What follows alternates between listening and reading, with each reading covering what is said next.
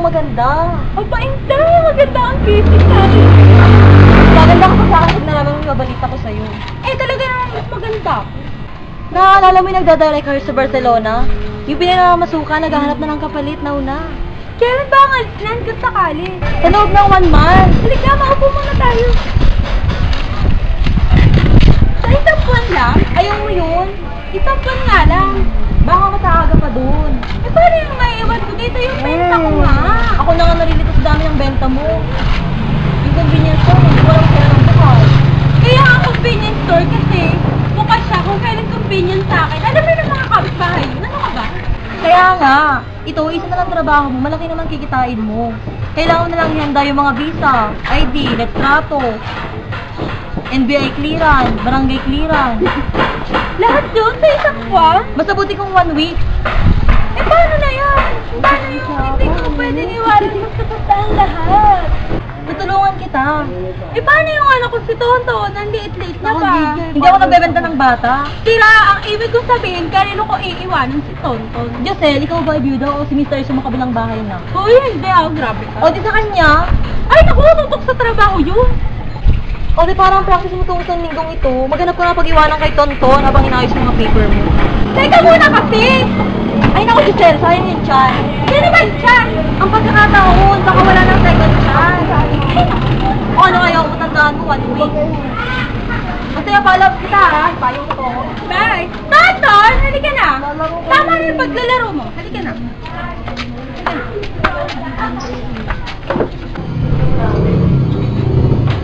Rami, dumating na ba yung magpipick up ng nagpaluto sa akin? Di ba? Buti na lang, bayad din. Ano gano'n yan? Masaya mo si Tonton, naalis ako ha?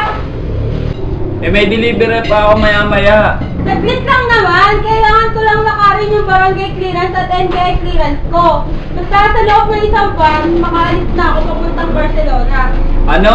Isang buwan?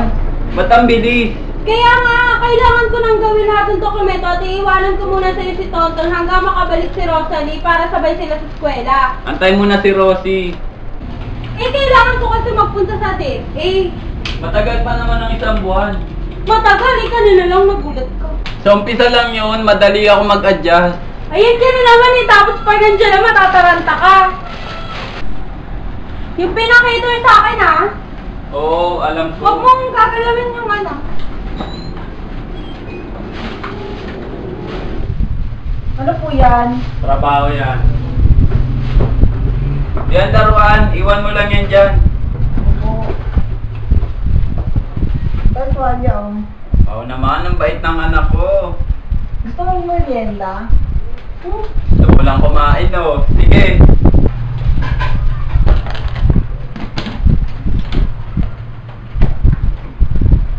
Baka mo ng 2 kamay ang plato ah. Ay na nga ba sinasabi ko eh. Gago!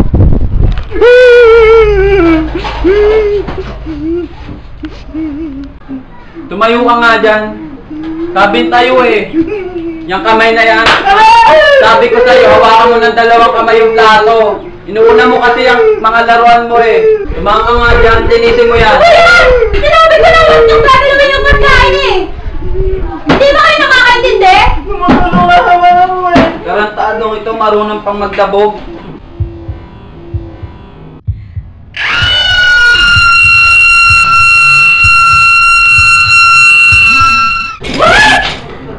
Kaya namimiyasa ang bata eh, hindi nakakatikim ng totoong parusa. Kanina pinalo ko na yun sa harap ng maraming tao. Okay, Tam, di pa rin natuto. Ako tumatag ako dahil sa pagdidisiplina sa akin ng mga magulang ko. Anong klase disiplina yon? Nung bata nga ako, pinasok ko kanina sa loob ng sako, pinagtatawanan nila akong lahat. Isa ako lang pala eh. Ako natutong gumalang kasi pinapakain ako ng sabon tuwing nagmumura ako. Eh bakit nagmumura ka pa rin ngayon? Hindi ako nagmumura sa mas matanda, sa mas bata lang. Ayoko matulad sa mga magulang natin dahil sa mga parusa nila, lumayo ang loob ko sa nanay ko. Eh, hindi ko naman kailangan maging malapit sa tatay ko eh. Ako, gusto ko lang maging malapit sa mga anak ko. Di lang naman ikaw, no? Ayoko masanay sila nang nilalayuan nila ako. Paano na lang pag umalis ako, ayun na lang lagi nasa isip nila. Eh, kahit naman di mo sila paluin eh. Mapapalayo ka pa rin sa kanila kasi aalis ka.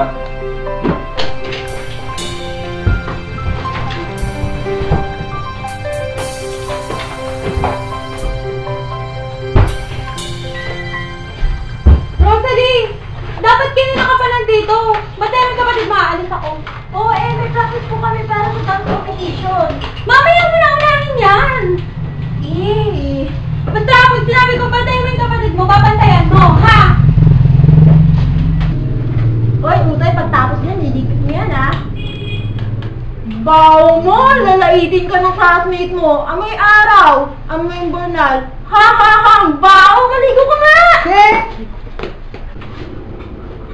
Hoy, ano yan? Ate mo yan ha, dapat ginagalang mo, susundin mo ha.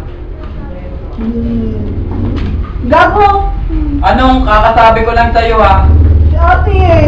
Kahit na ano, gusto mong kumain ng sabon, mamili ka, sabon na sili. Rosie, kumuha ka ng sabon.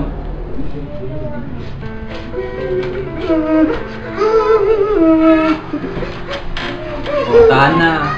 Susunod kasi, wag mo nang tatawagin ng ganyan ng ate mo ha. Inuturoan ka lang ng tama kasi mahal ka ng tatay. Tahan na. Tahan na sabi, mag-sorry ka sa ate mo. Sige, iwan ko muna kayo dyan. May di-deliver pa ako. Gusto mo ng ice cream, Tonton? Ube, chocolate, keso. Uy, minty na yan. Chocolate. Sorry, Utoy kinukulit lang kita. Di ko naman nakalain na. Alam mo, di mo kailangan sundin dahil mas matanda ako sa'yo. So, sundin mo ako dahil tama ang sinasabi ko. Si, tara na. Mag-practice na tayo ng street dancing competition. Ganyan sa akin si Tonton eh. Isama mo na yan si Tonton. O sige, tara. Oy, Tonton, wag kang malikot kina Bembet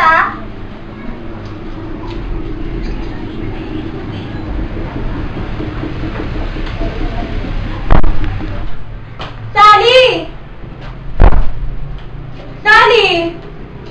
Sally? Rosalie, Tonton! Nasaan na ba kayo na?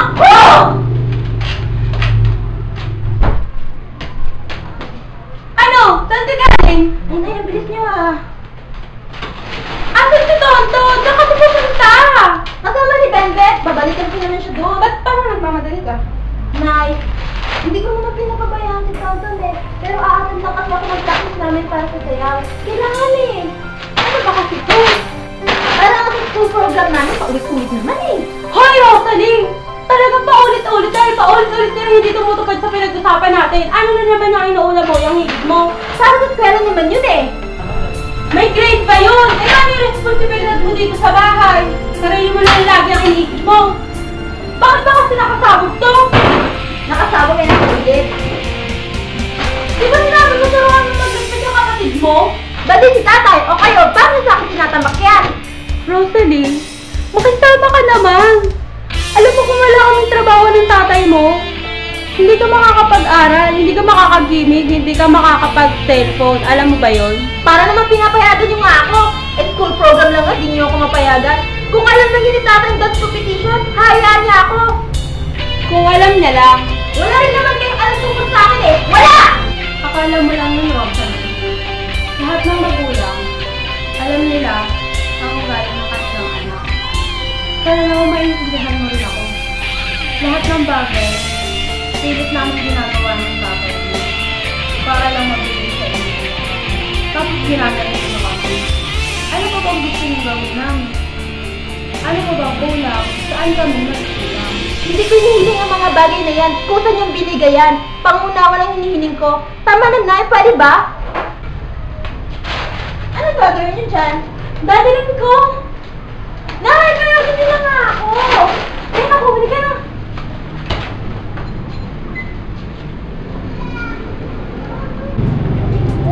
Ano yan?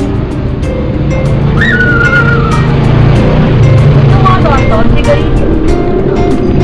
Sige na, isang beses lang naman. Sige na, Tonton. Bebe, ano ba naman yan? Ang bata-bata pa ni Tonton. Inagaw lang naman niya eh! Hindi naman nangyari sa kapatid mo. Pag pinabasa mo, hindi naman nakaganyan! Kailangan ko ba yan? Halika na! Sama mo, Bebe! Ben, di na nga pala ako saan pala. Tama na. Hindi pwede!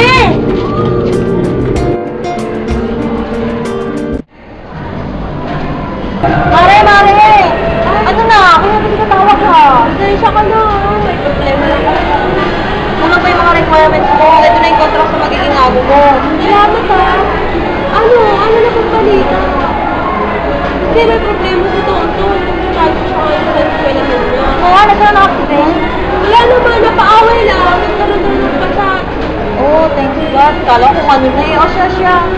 Sige pare, kaya mo yan. Mag-iingat ka ha. Salamat. I told you to throw your trash in a proper place. Now squat! Agad! Paglamig dyan, tatay ko!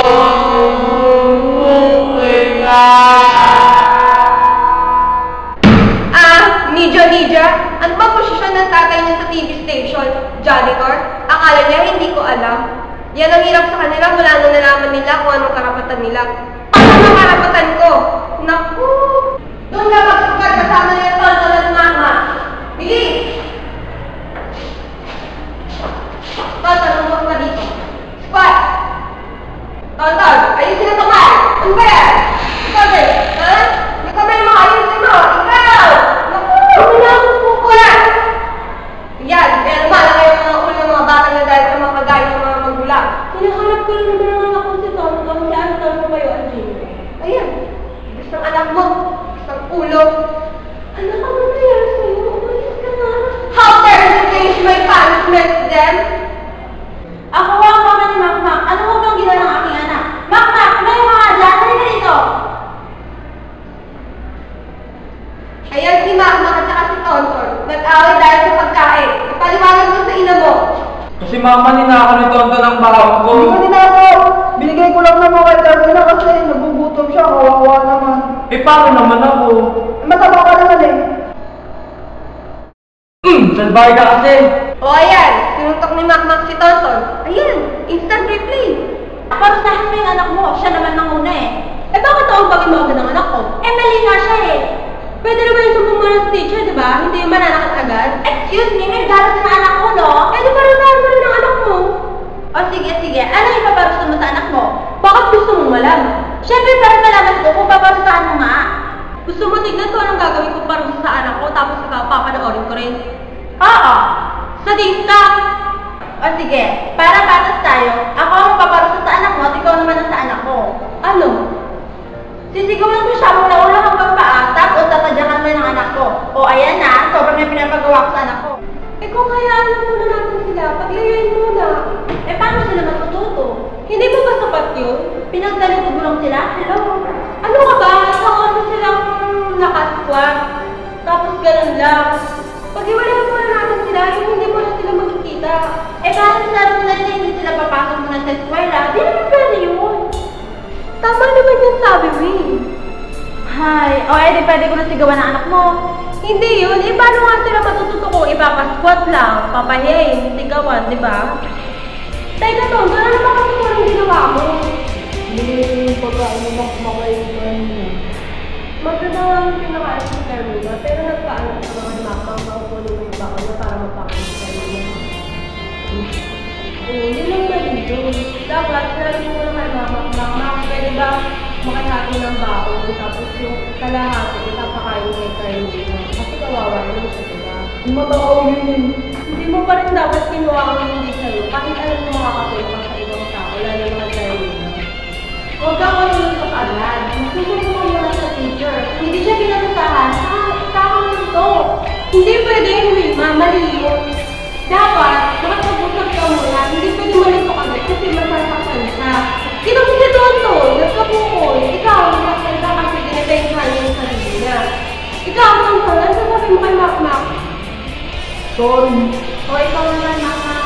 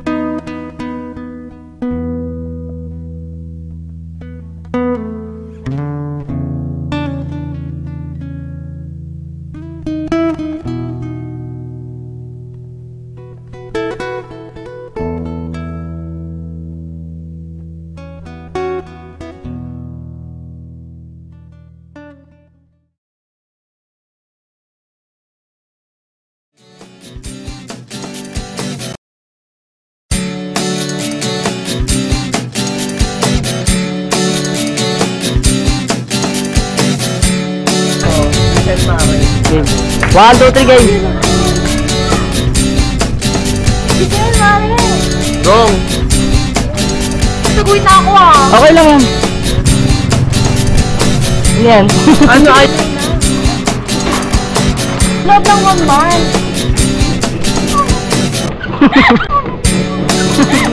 Love lang 1 month. Ulit po. Sabi ko, opo eh. Ayan na naman. Hindi ako nagpipilitan. Game. Bibira ako Wait. na. Oh.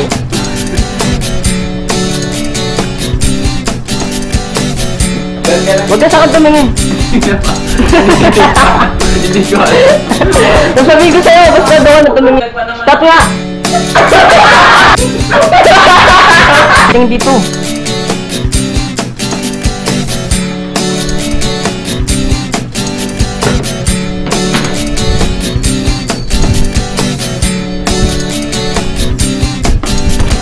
Baka mo ng dalawang kamay yung Teka, pumula. Huwag ka sa akin umarap. Ako ngumiti. Ano? Side view. Game. Tumayo ka nga dyan. Tayo. Yung kamay na yan. Ano? Tuloy tayo!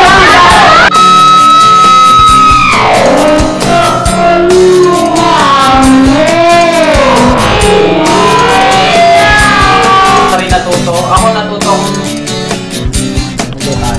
Ayoko pa. ayoko ni Mayoka. Tao, pinagtatawanan nila akong lahat.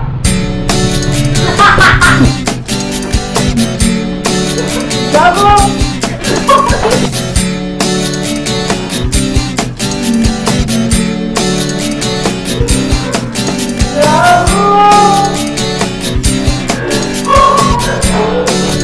Wala rin naman talagang alam tungkol sa akin ah.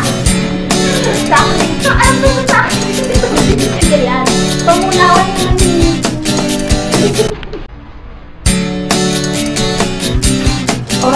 Ulit. Tonton, sige lang. Tonton, sige lang. Tonton, sige lang.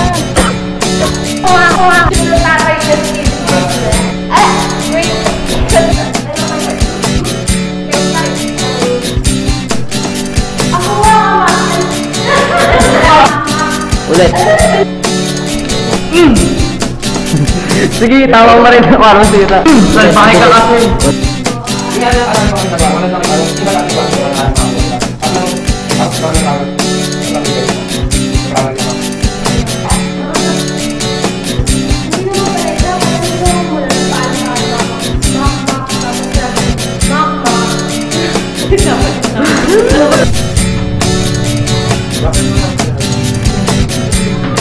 Baka mag-video yun, Mar. Video nga.